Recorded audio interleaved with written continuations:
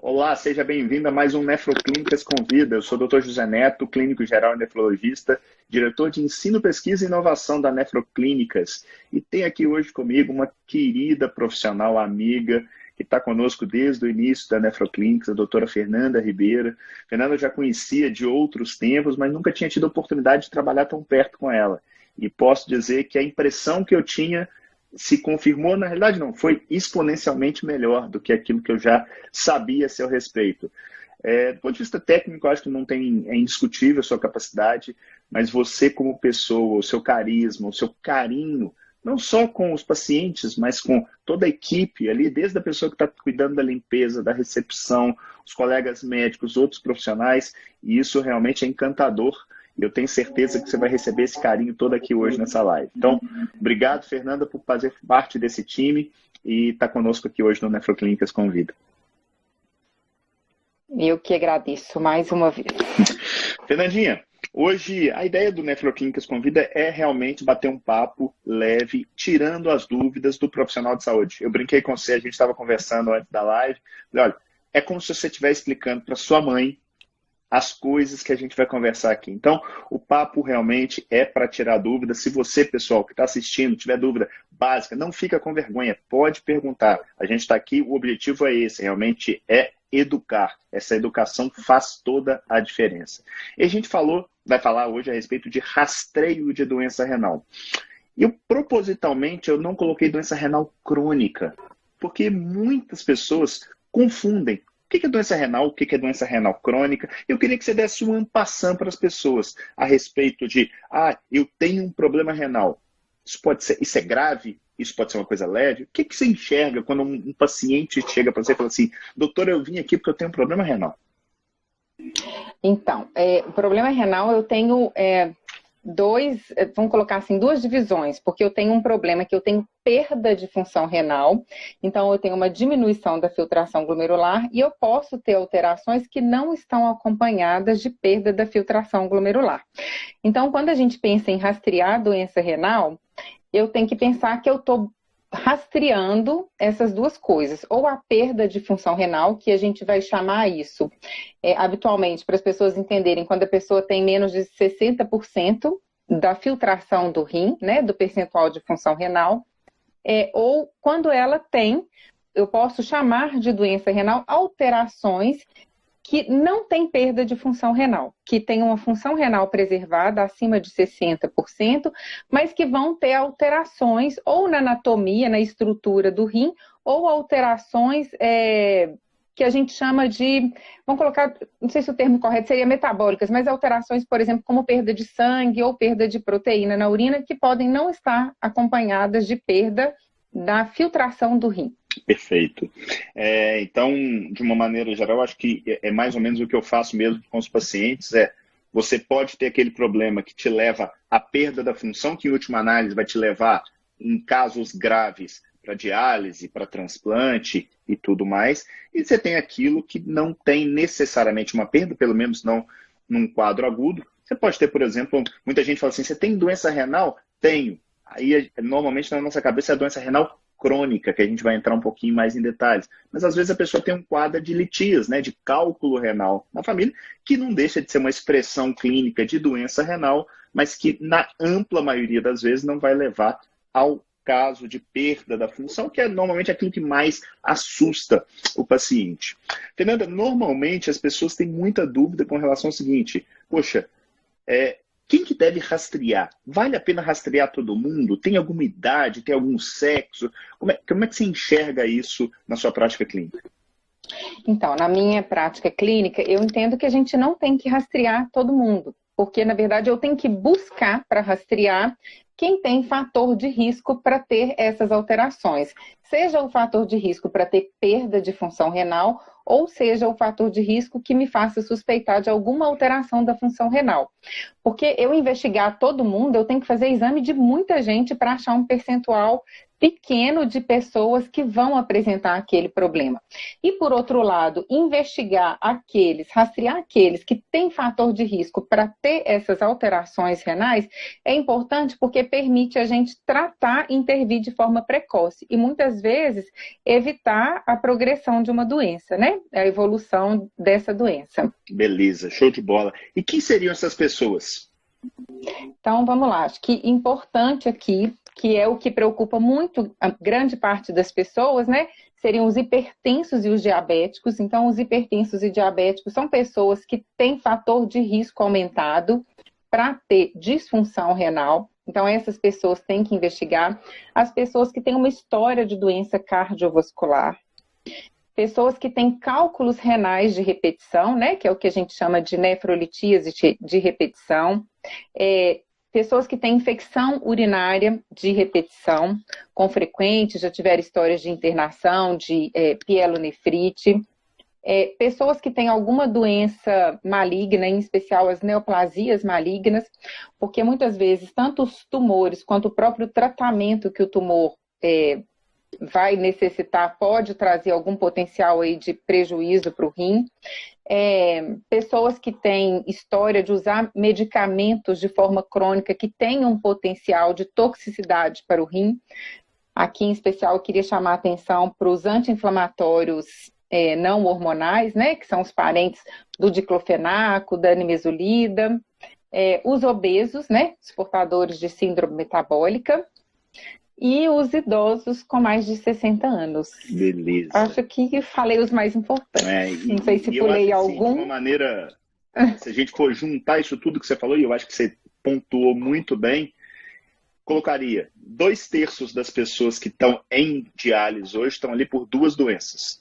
Hipertensão, que é a pressão alta, e o diabetes. A gente está falando aí de 65% da população. Então, tem que rastrear. Normalmente andam de braço dado com a obesidade, igual você falou bem. Um terceiro grupo são os pacientes com doenças familiares, né? Tem uma história de nefrite na família e tal. E eu concordo com você que qualquer outra patologia, de modo geral, que exija o uso de medicamentos ou que tenha um acometimento sistêmico, a tendência é que você rastreie o rim, porque ele não vai te dar sinal. Ele é um dos filtros do corpo, né, junto com o fígado ali.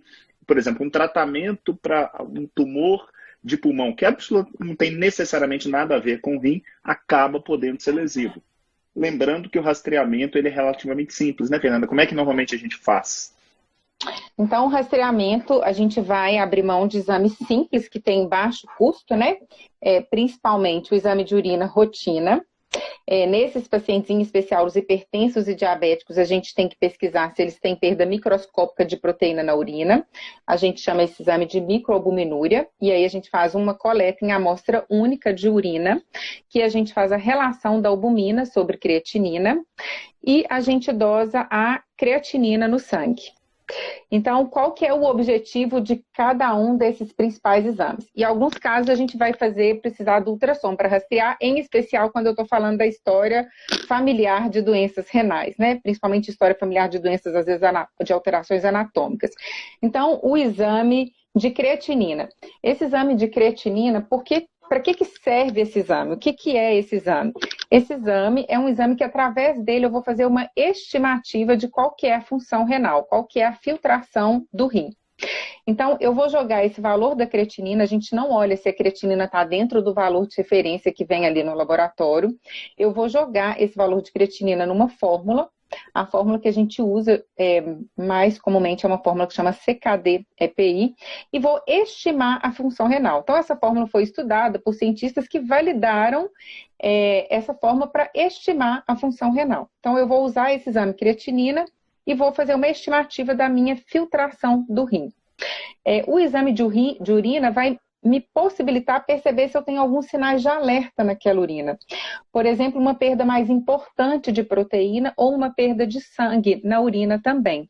E quando eu tenho essas alterações na urina, eu consigo avaliar se, por exemplo, eu tenho uma perda de sangue, eu consigo investigar, ou muitas vezes o exame de urina me dá pista se esse sangue, ele está vindo da via urinária, que a gente chama de via urinária baixa, né? Se ele está vindo mais pertinho da bexiga, ou se ele está vindo de via urinária alta, se ele está vindo de dentro do rim, se é uma urina, muitas vezes, como estão essas hemácias, se eu tenho cilindros, algumas alterações na urina, então o exame de urina rotina é um exame que pode me dar muitas pistas importantes.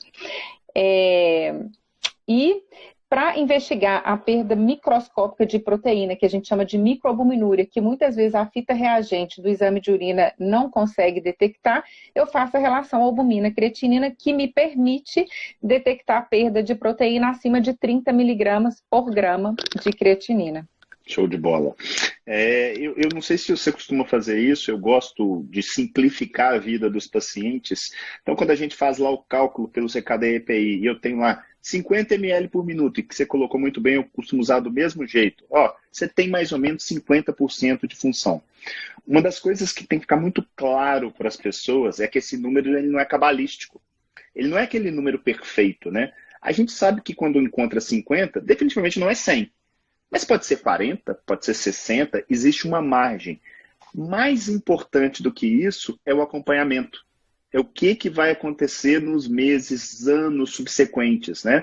Porque esse 50 ele pode de repente cair para 40, aí no outro exame ele volta para 45, no próximo exame volta para 50, ou seja, em um ano você passa a perceber como é que está a evolução longitudinal da função renal. Por quê?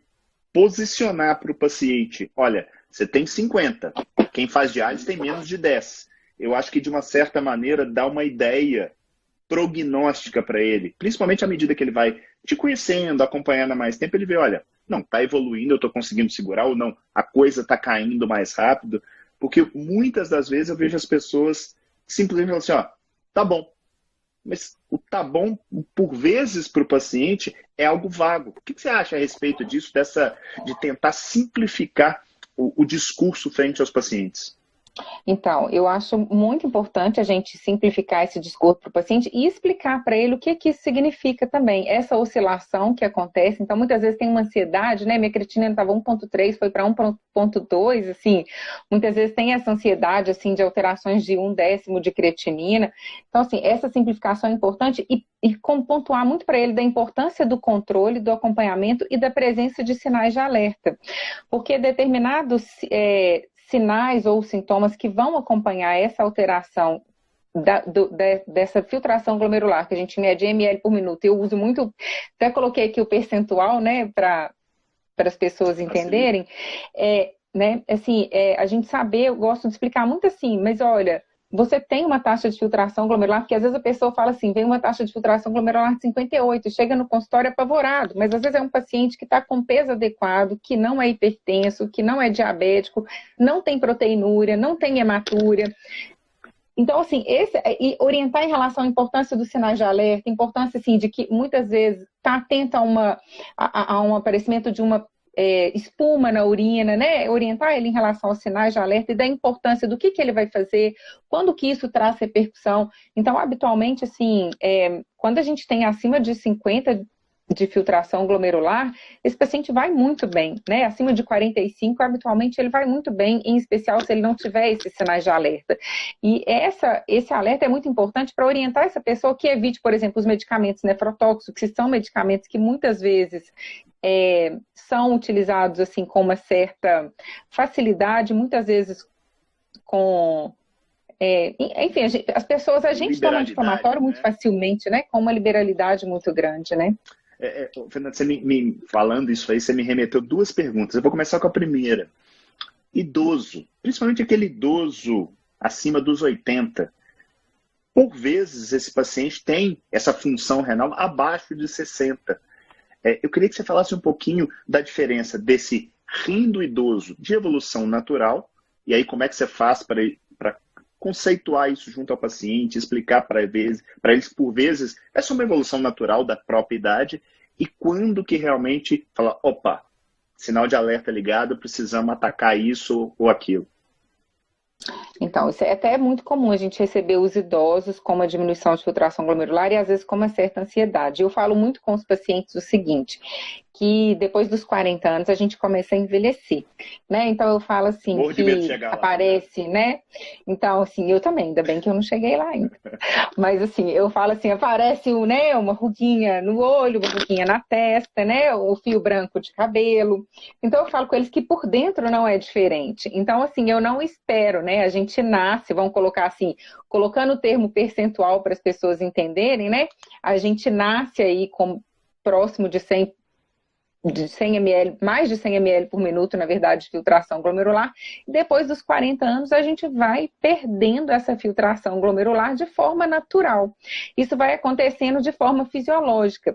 Então, esse envelhecimento saudável, que a pessoa tem uma diminuição de filtração glomerular sem esses outros sinais de alerta, é muito tranquilo de acompanhar. É o cuidado clínico habitual, né?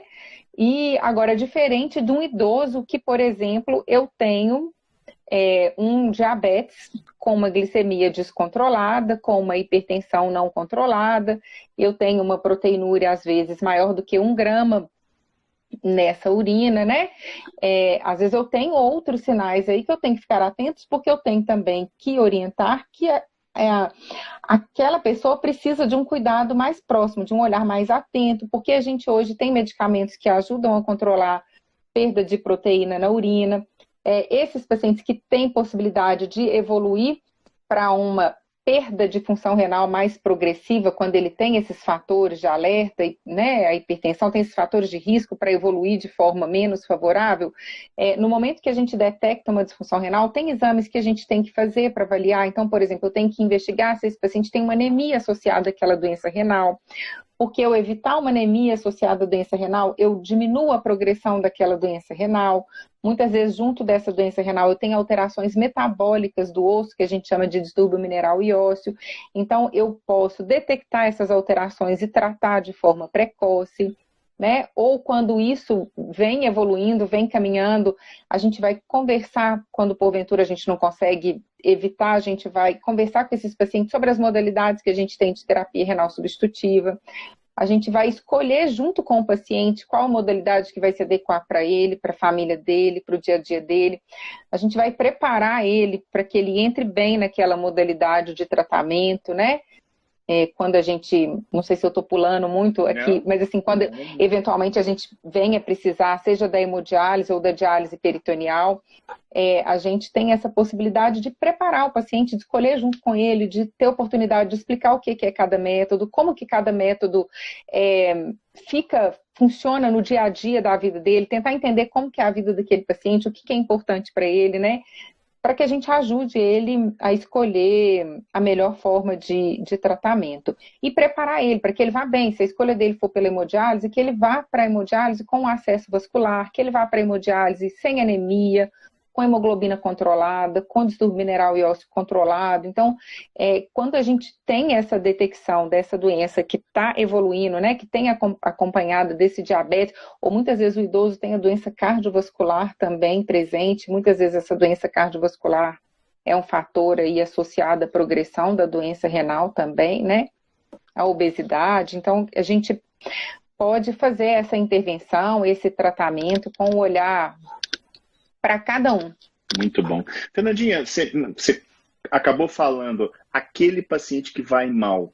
E talvez uma das coisas que mais me encha os olhos nos últimos anos, e esse foi um dos pilares da Nefroclínicas, é o tratamento conservador, né? O modelo atual, ele privilegia o tratamento da complicação, né? Seja sob a forma de diálise, transplante, e a gente tem essa preocupação, e esse é um dos fundamentos da Nefroclínicas, né? Essa prevenção com a integralidade. Afinal de contas, um ou outro vai acabar evoluindo. Então, se ele evoluir, que ele vá bem. Mas como é que você tem visto esse modelo de prevenção da doença renal crônica que vem sendo desenhado e vem sendo azeitado aí semana após semana, com o trabalho não só do médico, mas de uma equipe multiprofissional que funciona, uma equipe multiprofissional que conversa e não é simplesmente aquela coisa assim, tem uma nutricionista aí. Ó, eu vou te contar que isso é uma coisa que me encanta no dia a dia. Eu estou apaixonada com o trabalho em equipe multiprofissional que a gente tem feito. Então, a gente tem um programa de tratamento de conservador de doença renal quando o paciente tem disfunção renal. E esse tratamento ele não é feito só com o médico, ele é feito por uma equipe multiprofissional. Então, toda vez que o paciente vai a nefroclínicas, ele passa pela avaliação do médico, do nutricionista e do enfermeiro, e conforme a demanda, ele também vai passar pela psicologia e pelo serviço social. Então, dia a dia, eu confesso para você que eu tenho um paciente que ele tem uma doença renal crônica, estou dando um exemplo aqui, que já é uma doença renal crônica, que a gente fala que é um estágio mais avançado, então ele já tem menos de 15 ml por minuto de filtração glomerular, né? Traduzindo, ele tem menos de 15% de função renal. Eu achei que no início do ano a opção dele inicial era pela hemodiálise, fizemos fístula, achei que eu já teria colocado ele em hemodiálise e o trabalho em equipe tem sido, assim, um sucesso, sabe? Intervenção da Genesi, acho que tem que citar o nome das meninas, da Genesi e da Thaís, espetacular na ajuda, sabe? Intervenção nutricional da Thaís, na verdade a função renal do meu paciente melhorou. Então, assim, isso é muito gratificante, é muito bacana, sabe? Eu vou te falar que é impressionante, porque é algo que, de uma certa maneira, eu já via no consultório, né? Tem 6 anos que eu venho apaixonado aí por hábitos de vida, e eu não tinha conseguido ainda juntar no mesmo local uma equipe para trabalhar em consonância. Então, você citou aí as meninas, e eu acho que a escolha dos profissionais de saúde, dos médicos, como você foi feita a dedo, e nitidamente esse caso que você citou não é único, né? Tem dezenas de casos onde a gente vê uma melhora. É óbvio que tem gente que piora, né? Mas é muito legal você ver uma pessoa onde você fala assim, olha, minha ideia é que nos próximos meses, às vezes você nem comentou com a pessoa que ela cai em diálise, passa 1, 2, 6, 1 ano e a pessoa vai indo bem. E não é ficar fora por ficar, né? É ficar fora bem. E isso eu acho fundamental. Então, assim, acho que isso é muito legal, sabe? E, assim, as possibilidades de... essa pessoa específica agora nem quer mais hemodiálise, quer diálise peritoneal. Então, assim, essa apresentação do serviço, isso eu acho que é muito trabalho em equipe multiprofissional, sabe? Eu acho que essa intervenção, ela não tem palavras para explicar o tanto que isso é gratificante, porque a nossa intenção não é colocar o paciente em terapia renal substitutiva, né? Que são os métodos que a gente está falando aqui, hemodiálise, diálise peritoneal. O nosso objetivo é que ele não entre em diálise, mas que se eventualmente ele tiver que entrar, porque isso vai acontecer com alguns, né? Que ele vá bem e que ele vá, assim, escolhendo a modalidade, escolhendo a equipe, tendo participado dessa... tendo caminhado junto, assim, nessa escolha, nesse tratamento, entrar bem em tratamento, eu acho que faz muita diferença. E faz muita diferença para a qualidade de vida. Bem, né, Fernanda?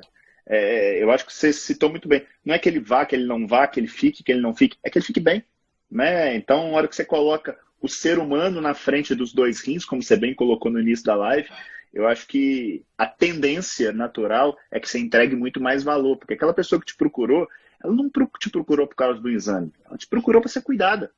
Ser cuidada de forma integral, de ser cuidada sobre as premissas de valores e preferências que ela tem. Porque às vezes você tem 2 pacientes... E um vai preferir um tipo de alimentação, outro tipo, e tá tudo bem. Você faz os ajustes conforme aquela individualidade, sabendo das peculiaridades de cada um. E eu falo assim, e dessas questões de particularidades, até da terapia renal substitutiva, dessa questão assim, da diálise, às vezes o pessoal fala assim, né, porque eu faço plantão de hemodiálise, hemodiálise não é pesada, eu não acho hemodiálise pesada, sabe? Porque eu falo assim... que eu aprendo todos os dias com os pacientes que estão lá, sabe? Inclusive eu vejo pessoas assim, que a hemodiálise tem um papel de socialização na vida daquela pessoa tão importante.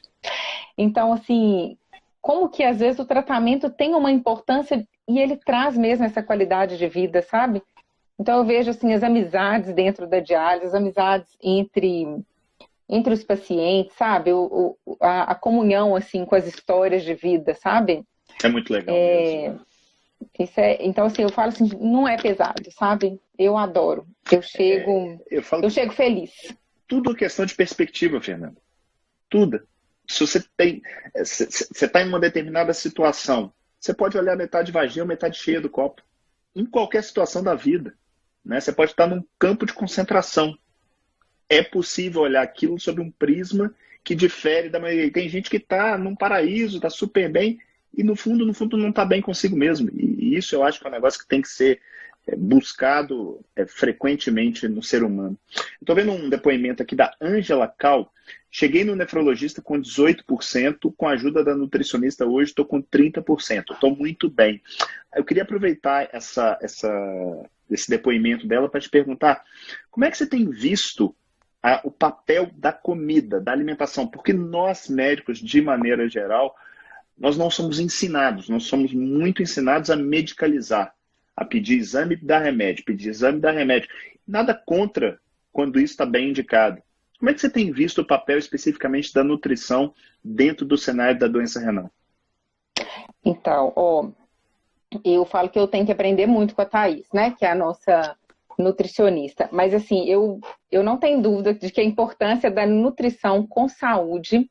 Então, assim, a restrição somente quando ela é necessária, porque as pessoas muitas vezes têm uma tendência de restrição proteica numa fase muito precoce da disfunção renal, num momento que isso não precisa de ser feito. Então, muitas vezes eu vejo o paciente melhorando nutricionalmente, alimentando-se de forma saudável. E tô vendo isso de uma forma, assim, muito bacana, porque eu tô vendo as pessoas aprendendo a cozinhar, inclusive.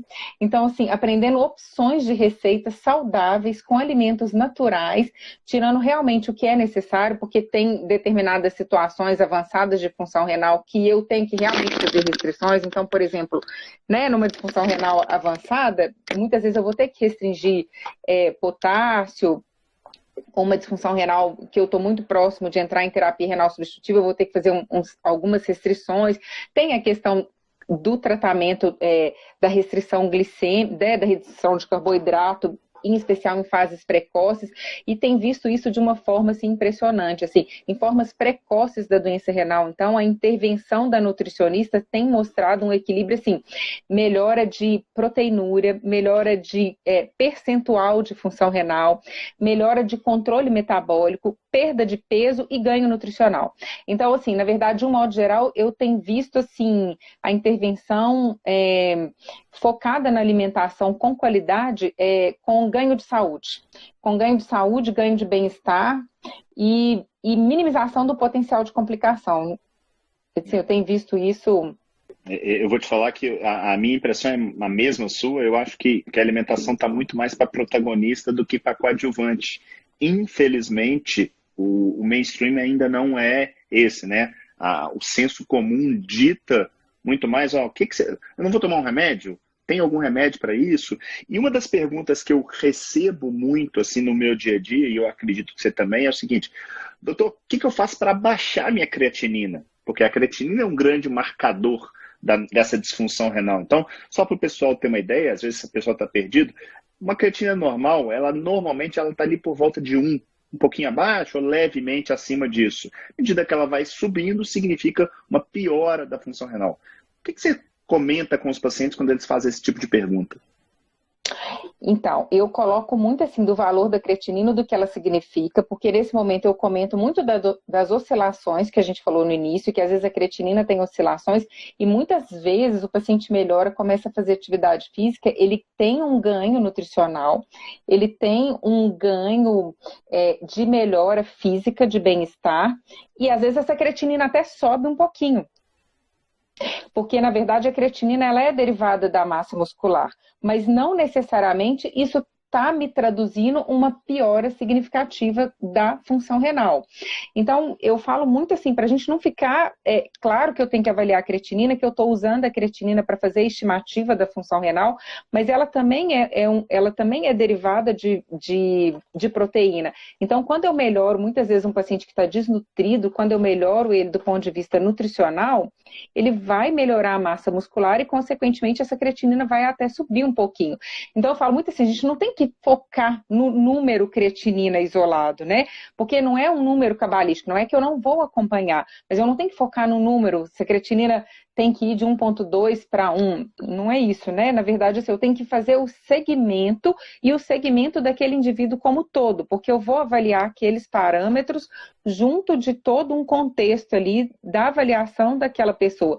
Então, por exemplo, habitualmente, atletas, né, ou pessoas que têm muita massa muscular, têm a creatinina mais alta do que pessoas que têm menos massa muscular. Então, por exemplo, às vezes a gente tem pacientes que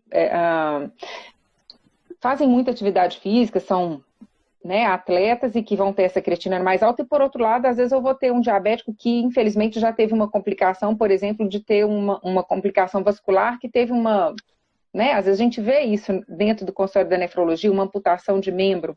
Aquela pessoa tem menos massa muscular do que um indivíduo que não tem a amputação. Então, a creatinina dele vai ser mais baixa e não necessariamente isso vai traduzir uma função renal melhor. Às vezes a creatinina caiu porque eu tive uma perda de músculo. Exato. Eu acho que isso que você comentou dessa evolução longitudinal e de saber colocar cada indivíduo dentro do seu quadrado, né? Peraí, vamos olhar o seu caso. E eu até acrescentaria o seguinte, trata a causa base, né? Qual que está sendo a causa base da sua perda renal? É o diabetes? Trata o diabetes. É a hipertensão? Trata a hipertensão. É a obesidade? Trata a obesidade. É uma nefrite? Trata a nefrite. Então, tentar buscar a causa base e, igual você falou no início da live, impedir novas lesões, por exemplo, sob a forma de medicamentos, eu acho que acaba sendo o nosso norte longitudinal. Valores isolados transversais, normalmente eles não conseguem expressar o que está acontecendo numa linha do tempo. Tanto que é muito bom quando o paciente já chega, às vezes, com uma alteração de função renal e tem exames prévios, né? Você consegue falar assim, olha para você ver, sua creatina está 1,5, mas há 10 anos atrás ela era 1,4, ou seja, fica tranquilo, você não está piorando isso de forma rápida, progressiva. Apesar de haver essa lesão, provavelmente foi alguma coisa do passado, às vezes o uso de uma medicação. E falando em medicação, como é que você vê o uso das medicações? Você já citou, por exemplo, os anti-inflamatórios, tem os inibidores aí de bomba de próton, e antibióticos e tantos outros. Como fazer esse balanço, Fernanda, entre, olha, esse remédio aqui pode lesar o rim, mas ele é importante para determinada coisa. Como é que você faz esse balanço de custo-benefício no uso das medicações nos pacientes com lesão renal ou com potencial de lesão renal? Então, aí é muito individualizado e eu gosto muito de orientar. Então, vou tentar colocar alguns exemplos aqui. Então, o anti-inflamatório não hormonal, para quem já tem uma perda de função renal, né? Por exemplo, já tem uma taxa de filtração glomerular próximo de 30. É um medicamento que eu vou evitar e vou orientar aquele paciente que, se porventura ele tiver que usar anti-inflamatório, que a gente opte, desde que ele não tenha contraindicação, para usar, por exemplo, um corticoide por um período curto de tempo, né? Agora, um paciente que não tem lesão renal, que é um risco aumentado, que às vezes é um medicamento que está indicado para que ele, muitas vezes, por exemplo, uma crise de cólica renal, muitas vezes a gente tem que usar o anti-inflamatório, né? Para controle da dor, aquele paciente não tem perda de função renal. Então, isso vai muito individualizado. Agora, outro exemplo, o paciente que tem um fator de risco para fazer toxicidade renal, que tem um diabético, que tem uma função renal aí limítrofe e tem uma angina e precisa de fazer um estudo coronariano e precisa de receber o contraste. Fazer um cateterismo, né? Precisa de fazer um cateterismo, né? Que é um exame contrastado ou uma angioplastia. Eu sempre gosto de orientar esse paciente e gosto de fazer relatório, conversar, estar sempre em contato com as equipes assistentes, isso é ótimo quando a gente está sempre em parceria, para que faça o contraste, né? O que seja o menos tóxico possível, na menor dose possível, e fazendo uma nefroproteção. Né? Então, a gente consegue fazer essa nefroproteção. Os inibidores de bomba de prótons, que são medicamentos que são muito utilizados também de forma muito permissiva. Essa semana mesmo eu peguei um que eu falei com ele, você está usando esse medicamento por causa de quê, né? E, na verdade, de vez em quando, omeprazol, pantoprazol, eu tenho uma dor no estômago, eu gosto de tomar esse remédio. Eu tomo ele todo dia de manhã, né? Eu tomo porque eu uso para prevenir, porque eu uso remédio demais. Né, eu tomo muito remédio, isso é muito comum. E, na verdade, a gente sabe que são medicamentos que têm um potencial de trazer uma lesão, né? Túbulo intersticial no rim também, que pode ter aí um prejuízo de função renal. Então, são medicamentos que, claro que ele tem suas indicações, sim. Estou tratando um refluxo gastroesofágico, sim, vai usar, mas tem que usar por aquele período de tempo que ele tem indicação. Eu tinha um preceptor da clínica, quando eu fazia residência de clínica médica, que falava assim, que ele não queria saber de remédio, nem de médico, nem de hospital, né? E, na verdade, assim, eu falo que não existe, todo medicamento tem o bônus e tem o ônus. Então, eu acho que enquanto o momento do bônus for maior do que o ônus, eu tenho que utilizar, sim, aquele medicamento, né? E eu tenho que saber quais são os riscos dele e vou acompanhar. Não é que não vou usar, proibir, ponto final. Né? Por outro lado, às vezes eu tenho um paciente que está na diálise que não tem mais função renal, eu preciso de usar um anti-inflamatório, eu vou ser mais permissiva com aquele paciente para usar uma droga nefrotóxica. Então, essa individualização e o paciente, eu falo que eu gosto muito de orientar os pacientes. Então, eu falo assim, eu tenho uma dificuldade de fazer consulta rápida porque eu falo demais. Então, assim, eu falo demais porque eu gosto, assim, eu falo assim que eu gosto de paciente orientado, eu gosto que eles saibam o que está acontecendo com eles, eu gosto que eles perguntam, né? Eu quero que eles perguntem, eu quero que eles saibam. Então, assim, eu tenho que fazer isso com o quê? Então, pode me ligar, não tem problema, os pacientes todos têm meu celular, assim, porque a gente tem que estar orientado, porque os casos são individualizados, tem situações que a gente vai ter que usar determinados medicamentos por um período X de tempo ou por um período maior de tempo e vou acompanhar. Né? Eu citei aqui, por exemplo, das malignidades, que muitas vezes podem ser um risco para a doença renal. Então, eu tenho tratamentos oncológicos que têm um potencial de toxicidade, eu tenho que corrigir aquele medicamento, às vezes para função renal. Então, idosos que a gente colocou aqui com a função renal diminuído, mesmo que fisiologicamente, mesmo que sem um fator de agressão, isso é uma coisa que muitas vezes a gente tranquiliza muitas pessoas no consultório, né? Quando eu tenho uma função renal já diminuída, mas estável, eu vejo, se eu peço muito assim, eu vou te dar um para casa, você vai trazer para mim todo exame de urina seu que você encontrar dos últimos 5 anos e um exame chamado creatinina. Aí eu escrevo, você vai trazer esses 2 exames para mim. Então, eles levam. Eu falei, olha só, tem 5 anos que a sua função renal está estável. Mas a gente vai, se você precisar de um antibiótico, você vai falar com o médico, olha, eu tenho 45% de função renal. Né? Porque às vezes ele vai num pronto-socorro, numa eventualidade qualquer, enfim, sei lá, teve uma gripe, né? Teve um quadro aí e foi parar no pronto-socorro. Então, eu gosto muito de deixar os pacientes orientados, sabe? Porque eu acho que orientação é tudo. Eu vou te falar que isso que você comentou essa questão de custo-benefício, eu acho que isso é para a vida. O tempo todo a gente está usando uma determinada balança e às vezes na saúde a gente coloca alguns preceitos ou tem que usar, né? Inibidor de ECA na insuficiência cardíaca. Não, tem que usar. Mas o paciente às vezes está fazendo uma hipercalemia, ou está passando mal, está tendo hipotensão. Não, mas tem que usar. Estatina no paciente que tem lá uma doença coronária. Não, mas, poxa, a pessoa está tendo dor muscular demais. Será que vale a pena? E o contrário também. Eu tenho um paciente que essa semana, ele tem um transtorno bipolar e nada controlava. E a psiquiatra, assim, já não sabia mais o que fazer. Eu falei assim, por que você não usa lítio? Ele falou, mas você vai deixar? Eu falei, claro que eu vou deixar. A prioridade é o paciente, a gente vai acompanhando a função renal, usa uma dose menor, é custo-benefício, não dá para eu pensar num desfecho futuro se algo no presente está acontecendo. Tem hora que correr o risco vale a pena, o problema é correr o risco de forma desnecessária, né? Então, acho que essa ponderação sua de levar isso... Eu falo muito isso com os residentes, Fernanda. Em medicina você pode fazer tudo certo e dar tudo errado, e você pode fazer tudo errado e dar tudo certo, porque é probabilístico.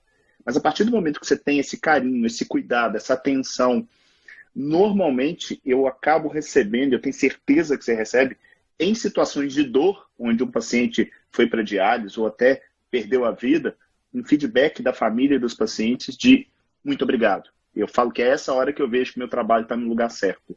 Porque na hora que está dando tudo certo é muito fácil. É muito tranquilo, na hora que deu tudo certo, você ganhar os louros. O problema é quando dá errado. É aí que você vê a diferença do profissional e da saúde, eu acho que nem se fala. Fizeram uma pergunta aqui, Fernandinha, deixa eu buscar aqui quem que foi sobre função renal no transplantado. Eu queria te perguntar aqui, ó, a Débora Ramos. O valor de creatina normal em pacientes transplantados é mais alto, Fernanda? Então, na verdade, o transplantado, aí se eu estiver falando, tem alguns anos que eu não trabalho com transplante de rim.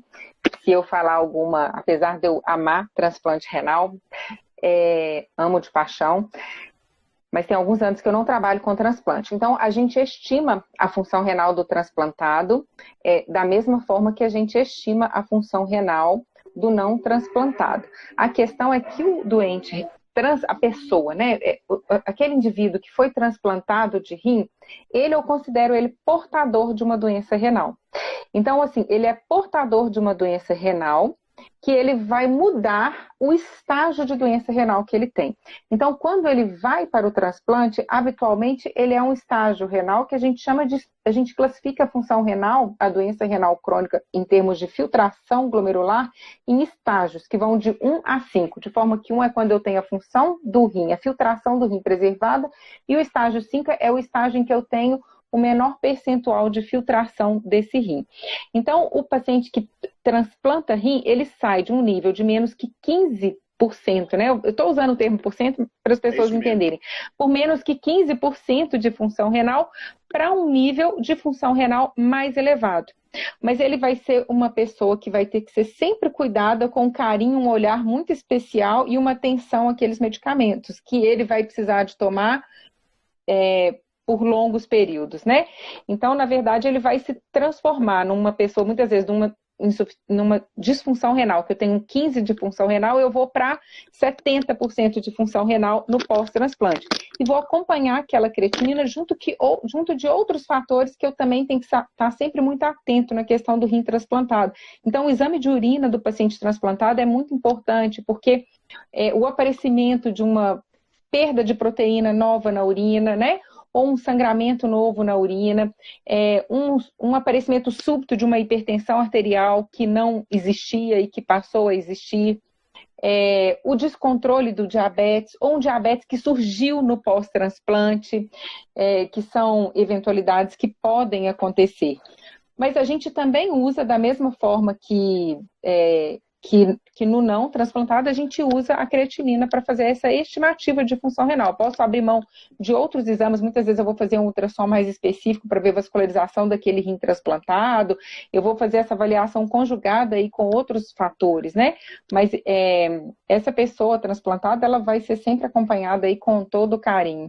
Não, perfeito. Eu concordo com você plenamente. É um tratamento da doença renal, a despeito dele sair de um clearance, né, de uma função renal baixa, ele pode normalizar isso completamente, acima de 90, mas não é infrequente encontrar transplantados já com alteração da creatinina. Talvez por isso a pergunta dela, né? Será que é normal ser mais alta? Não é que é normal, é comum, é frequente ser um pouquinho mais alta essa creatinina, porque afinal de contas aquilo ali é um tratamento, não são os rins nativos funcionando.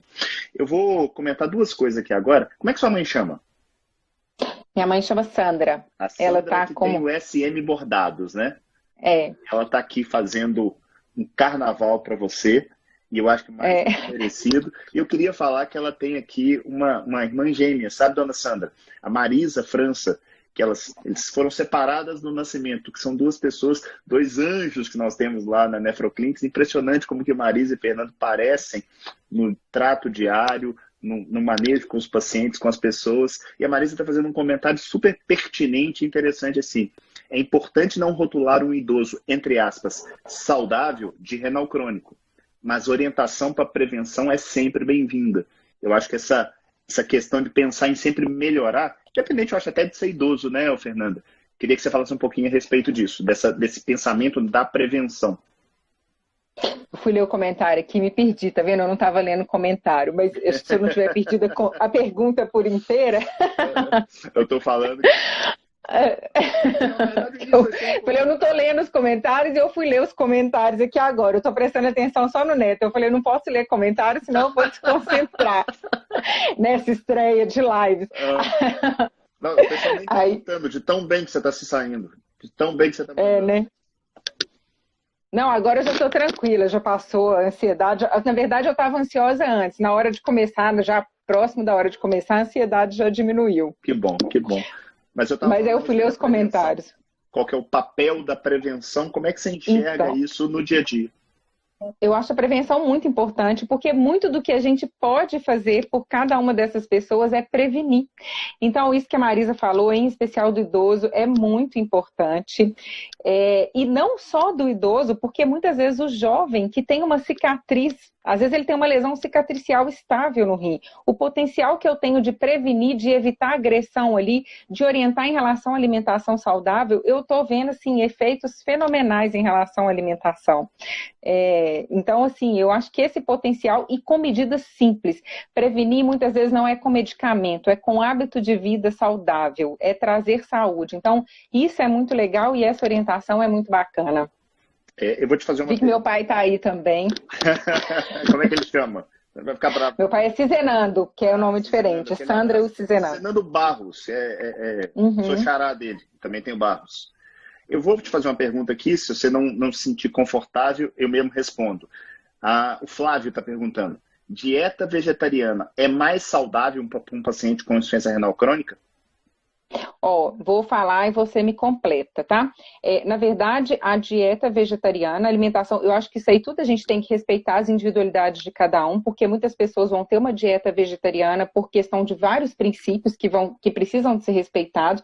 Então, eu acho que ambas as dietas têm que ser acompanhadas e respeitadas. A gente sabe hoje que a disfunção renal moderada, em especial quando a função renal está acima de 30, não precisa de restrição de proteína animal, mas aquela dieta vegetariana, ela vai ser sempre respeitada, ela tem que ter, ela não tem evidência, pelo menos até onde eu sei, de que ela seja melhor para a disfunção renal. Eu tenho que acompanhar aquele paciente, porque a dieta vegetariana, ela pode trazer algum risco de algumas deficiências proteicas, né? Em especial a deficiência de vitamina B12. Então, acho que aquele indivíduo que opta por uma dieta vegetariana, ninguém tem que fazer dieta vegetariana porque possui disfunção renal.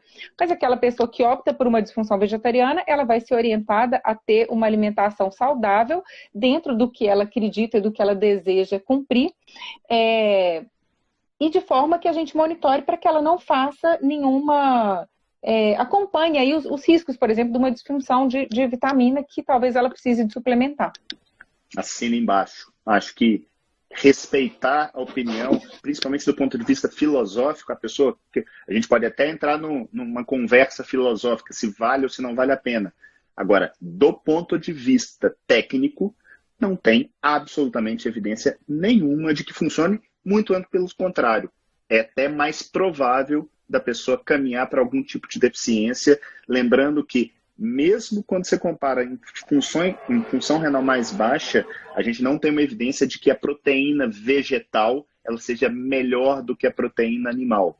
Na verdade, quando a pessoa está com uma função renal prejudicada, vamos dizer assim, é mais ou menos você pegar uma pessoa que tem uma doença cardíaca grave e falar para ele correr na Bandeirantes.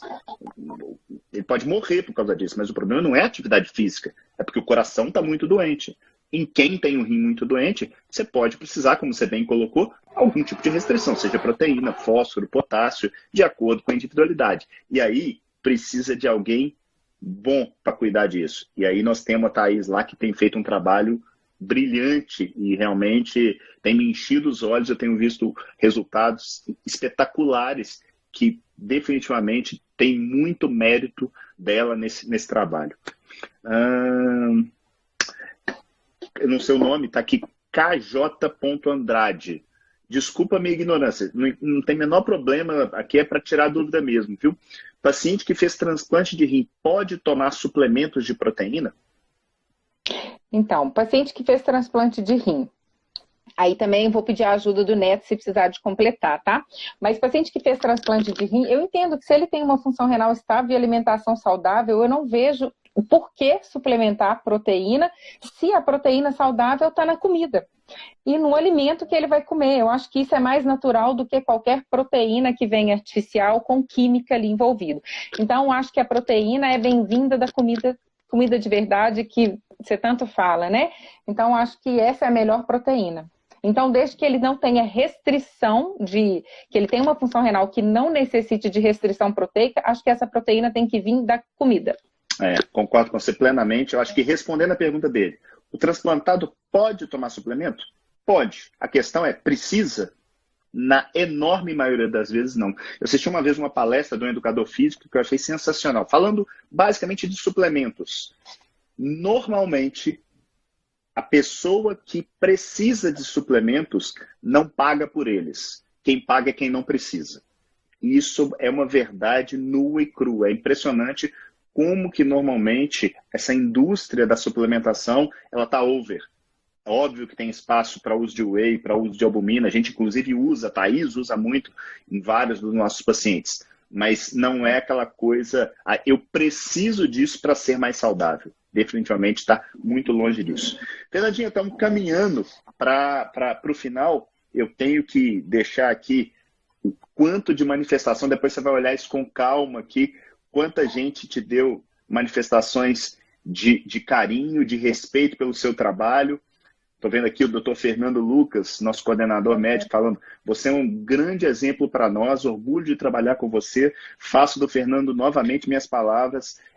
Não só um prazer estar trabalhando com você, mas na verdade eu tenho uma gratidão enorme por você ter aceitado participar desse desafio com a gente, que está sendo muito gostoso, né? A pessoa fala que você não pode sair buscando a reta final, você tem que curtir a jornada. E tem sido muito, muito, muito bom estar ali na Nefroclínicas com pessoas como você, Marisa, vi Michele aí, o próprio Fernando, trabalhando em conjunto com essa equipe multidisciplinar em prol das pessoas. Problemas eu acho que a gente sempre vai ter, mas quando se apaixona-se pelo problema, na tentativa de resolver, eu acho que a gente tende a sair mais forte dia a dia. Muito obrigado pelo Nefroclínicas Convida, e eu queria te passar a palavra para se despedir da turma e dar uma mensagem final para eles. Então, eu vi que a Marisa está aí, eu queria fazer um agradecimento especial para a Marisa. Eu acho que essa relação que a gente tem com os pacientes, eu vou pegar a Marisa aqui de exemplo, porque eu acho bonitinho demais e não tem nada mais gratificante que ela me ligar para contar que vai ser vó, sabe? Te ligar para te contar coisas boas da vida, coisas difíceis da vida. Então, assim, acho que isso é uma gratidão que não tem preço, assim, sabe? É sem valor. Eu queria agradecer demais todo mundo que está aqui hoje. Eu não consegui acompanhar as mensagens, mas queria agradecer família, os pacientes, aluno que esteja aí, meus amigos de Uberaba. Uberaba faz parte de quem eu sou. E queria agradecer demais os pacientes, porque eu falo que eu mais aprendo e eu que cresço com eles, sabe? Em especial o convívio, eu queria deixar um beijo enorme para todos os pacientes da hemodiálise e da diálise peritoneal, em especial, porque eu aprendo assim demais. É um convívio muito intenso ali na hemodiálise, a gente saber da história de vida de cada um, né? Enfim. E eu queria agradecer mesmo. Hoje eu queria agradecer a oportunidade de cuidar de cada um, a confiança que cada um deposita em mim, porque é muito gratificante. Eu te confesso que eu saio dos meus plantões assim, realizada. Eu saio da consulta de diálise peritoneal realizada. Então, eu queria agradecer a oportunidade de fazer esse trabalho, mandar um beijo para todos eles, todos, porque o que eu sou hoje é reflexo do meu convívio com os pacientes, dessas pessoas todas que fazem parte, assim, da minha história, sabe? E hoje o carinho especial aí para os pacientes. Acho que é isso. Agradecer o convite, adorei estar aqui. Um pouquinho ansiosa no início, mas foi muito legal. Que bom. Então, brilhou. Se você não tivesse contado que era a primeira, ninguém teria notado. Foi sensacional. Eu queria aproveitar essa sua fala, lembrando aqui de uma frase do Fernando. Fernando é um cara muito importante nas nossas vidas, né? Um grande exemplo, um grande mentor, apesar de estar ali na nossa faixa etária. O Fernando fala assim, medicina eu faço algo que eu recebo para fazer definitivamente algo que eu faria de graça. Você, para mim, é um exemplo claro disso. Você está ali, obviamente você recebe, é importante, você tem o seu salário, você tem que pagar suas contas, mas definitivamente você faz não pensando nisso como fim. Isso é simplesmente uma consequência, e eu tenho certeza que você ainda vai crescer muito, muito, não tem como isso não acontecer. Obrigado, parabéns. Eu que agradeço demais, feliz demais. Valeu. Turma, estamos caminhando para o final aqui. Se vocês gostaram, manda para o pessoal para curtir aqui a nossa live. Ela, depois de um ajuste fino, ela vai lá para o nosso canal do YouTube. Vários vídeos lá, várias lives, inclusive vários que estão aqui participando já foram entrevistados aqui por mim. Eu tive essa honra, eu falo que isso é um prazer para mim estar aqui entrevistando tanta gente boa que passa aqui pelo Nefroclínicas Convida. Então, muito obrigado a vocês, fiquem com Deus e até semana que vem. Ô Neto, só eu queria deixar um beijo grande para Uberaba, que faz muito parte de mim, equipe da Central de Regulação de Uberaba, um trabalho que eu fiz assim sem explicação, porque a gente faz assim uma busca de leitos lá no anonimato, que é algo assim que a gente, quando consegue, é muito gratificante. Queria deixar um beijo grande para o pessoal de Uberaba, da Unimed Uberaba, da Central de Regulação de Uberaba, e meus amigos, assim, família de Uberaba também. E a galera da família daqui, amigos, enfim, beijo grande para todo mundo que está aí prestigiando. Show de bola. Dado o recado. Galera, fiquem com Deus. Bom fim de... Que dia? Quarta-feira, né? Não estou confundindo hoje. Boa quarta-feira. Aquele abraço e até semana que vem. Valeu. Tchau, tchau.